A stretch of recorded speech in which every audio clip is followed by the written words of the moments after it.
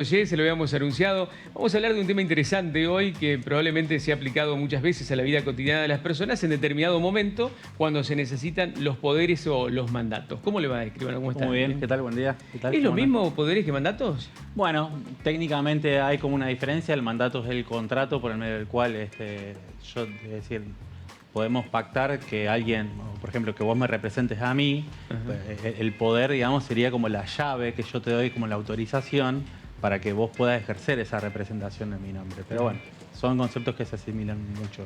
¿Y cuáles son los alcances de un poder, por ejemplo? ¿Se establecen? Bueno, sí, se establecen, es decir, eso es lo que el Código Civil dice, es un tipo de representación voluntaria, ¿sí? O sea, cuando hay una persona que por X motivos no puede hacer sus trámites o no se puede presentar, puede otorgar un poder y facultar a otro para que actúe en nombre y representación. En este caso, por ejemplo, si yo te puedo facultar a vos, Cristian, para que hagas trámites en mi nombre, puedas ir al banco a cobrar un dinero o firmar un contrato, y la extensión de ese facultamiento, esa autorización, va a estar establecido en ese poder. ¿El poder lo puede tener cualquier persona, no necesariamente un profesional?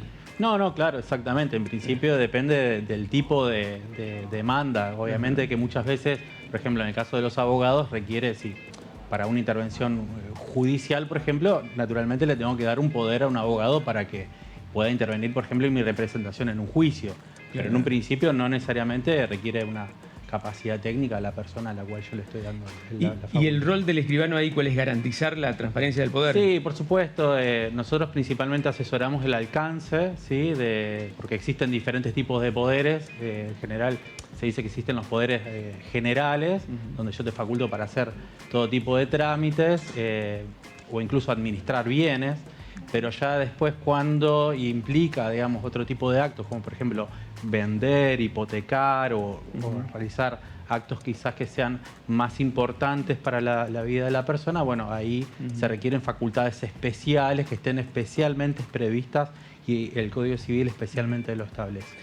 Obviamente de que esto es todo lo que tiene que ver en el ámbito de la representación, como le llamamos nosotros, voluntaria, porque el Código Civil, digamos, establece otro tipo de representaciones, ¿sí? Por ejemplo, que son las representaciones legales, que son las que ejercen, por ejemplo, los padres en relación a los hijos y demás, pero eso ya es otro ámbito que lo podemos personas charlar. incapacitadas. Claro, exactamente, cuando tienen una restricción, exactamente en esos casos se le puede designar, digamos, un curador. Le designa un curador para que intervenga en representación, o en algunos casos también hay una nueva figura del código que son los apoyos, pero eso ya sería otra temática diferente al de los poderes. Escribano, ¿y por ahí la gente entiende claramente cuál es el alcance de lo que está firmando cuando entrega un poder? Bueno, sí, esa es nuestra principal obligación. Nuestra principal obligación es asesorarlo hasta cuándo, qué implicancia tiene otorgar, porque es un acto de tremenda confianza. Mucha gente, por ejemplo, que no vive en el lugar donde tiene el asiento de sus negocios, a una persona de confianza, vos te vas a vivir afuera y le dejas a tu hermano, a un pariente, para que pueda actuar en tu nombre y representación, y nosotros los escribanos desde ya asesoramos cuál es el alcance que tiene. Obviamente de que el apoderado, todo lo que intervenga, la principal obligación que tiene es actuar dentro de los límites y el alcance de lo que está establecido en el poder. Desde ya que el que lo otorga puede dar las directivas con precisión o puede ser más genéricas, pero el apoderado siempre tiene el deber, digamos, de rendir cuentas ante quien le otorgó el poder. Decir, bueno, hice tal o tal cosa, y bueno, rendir cuentas significa justamente atender, digamos, a lo que... ¿Pero es lo mismo un poder para cobrar una jubilación que un poder para vender una casa? No, desde ya que no. Digamos, son facultades que tienen que estar...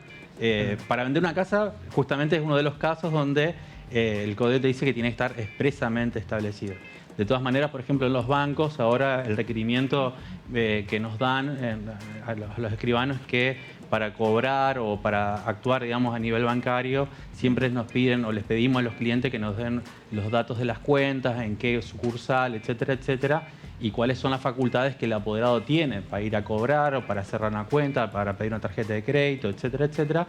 Y eso todo nosotros lo plasmamos obviamente a la hora de hacer el instrumento, pero siempre, obviamente, como siempre decimos, nosotros tenemos las audiencias con las personas para informarlas cuál es el alcance de los actos que van a otorgar y bueno, cuáles son las implicancias, ¿no? Acá un amigo me escribe y me dice, preguntale si tienen fecha de vencimiento y qué pasa si no se la aclara.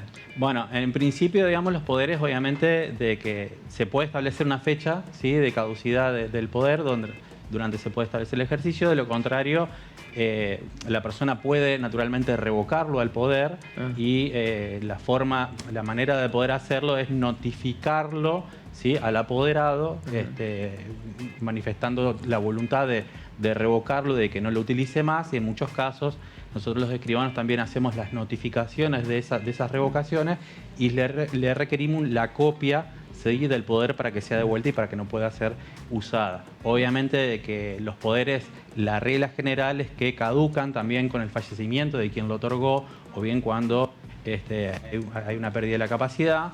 En esos casos, bueno, también el poder caducaría, ¿no? ¿Y el apoderado puede renunciar al poder que le han otorgado? Sí, porque en un principio, salvo de que se haya obligado por medio de un contrato de mandato, que es lo que yo te decía con anterioridad, lo puede renunciar, ¿sí? Salvo que haya una obligación que haya asumido por un contrato o por alguna circunstancia específica, puede renunciar tranquilamente el apoderado. Si usted tuviera que darle un consejo a quien está por firmar un poder, ¿qué es lo que le dice? Bueno, nosotros siempre cuando nos sentamos les decimos, bien, bueno, mirá, este poder va a servir para que tal persona, que vos tenés que saber que tiene que ser una persona de tu confianza, pueda hacer tal trámite en el banco, puede hacer tal trámite, bueno, acá en la provincia de Entre Ríos, en Diosper o en la ANSES o donde fuera, o bien para qué lo querés, solamente para hacer trámites, para, digamos, realizar actos meramente de administración, o también le brindarías la confianza para que esa persona otorgue actos que sean más gravosos, como por ejemplo, más gravosos entre comillas, sino para vender, hipotecar o realizar actos, digamos, de mayor importancia en términos económicos, y todo eso se le plantea. Y también, obviamente, siempre se tiene que aclarar en los poderes si se le va a otorgar facultades de sustitución al apoderado. Significa de que, porque eso se tiene que aclarar, las sustituciones cuando, por ejemplo, yo te digo un poder a vos y yo, si no digo nada, vos podés sustituir esas facultades en ella. Entonces, tiene que aclararse, porque esa confianza yo te la doy a vos, Cristian, pero te la doy a vos y tengo que aclarar si esa confianza es extensible hacia otra persona. O sea, entonces, esas cosas se tienen que aclarar. Está bueno saberlo de antemano, pero por cualquier cosa consultar al escribano, que es el que garantizará siempre la transparencia de todo esto y la tranquilidad, sobre todo para el otorgante. Escribano, vamos a la rural, me parece, ¿eh? No, nos tenemos que ir a Oro Verde. Le agradezco y